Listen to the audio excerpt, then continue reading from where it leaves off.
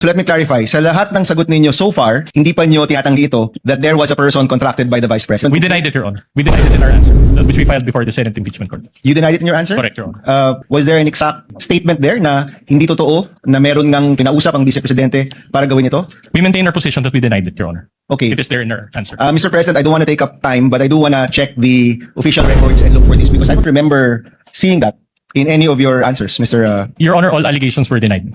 Magkaiba ho kasi yung general denial sa specific denial, no? Ang general denial, hindi ko ginawa yan. Wala akong kasalanan, no?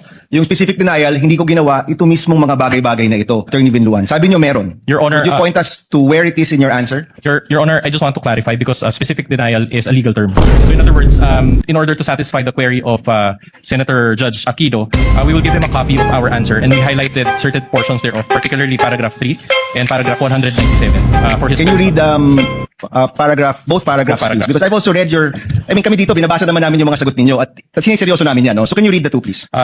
It reads, the rest of the allegations in the articles, including the supposed evidence attached therein, are specifically denied for being false, misleading, impertinent, mere conclusions of fact and law, and subject to the affirmative allegations and special and affirmative defenses below. And then That's Article 3.